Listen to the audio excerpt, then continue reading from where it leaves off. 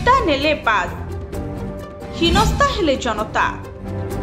आसंता 9 तारिख में कटक बारवाटी स्टाडियम रे द्वितीय एक दिवसीय मैच खेल भारत एवं इंग्लैंड मध्य सेथिपाई एबे सारा राज्य रे क्रिकेट क्रेज जार चित्र ऑफलाइन टिकेट बिक्री समय रे मध्य प्रतिफलन देखा मिला। लाइन ने छिड़ा होइथिले हजार हजार लोक।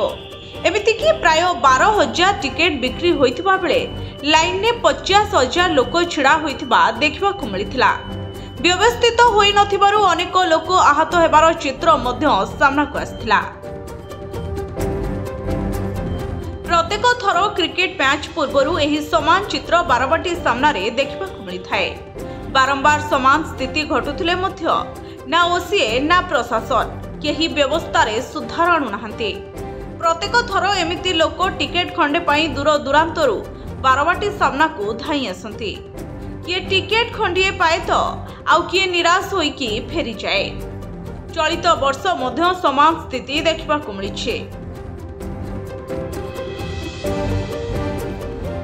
क्षमतार सिंहभाग पास माध्यम बंटा जाइथिबा बेले केवल किछि टिकेट बिक्री करा जाइथिबा मध्य अभियोग हेउछि।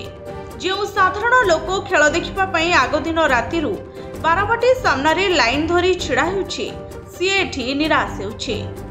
ता पई किछि व्यवस्था नाही। सेमाने खरारे छिड़ा हेबे, दला चकटा हेबे, दरकार पड़िले लाठी माड़ खाइबे। हेले बड़ बड़ियांको पाखरे पास पहुंची जाउथबा साधारण रे प्रतिक्रिया प्रकाश पाइछि। Bureau report the news inside.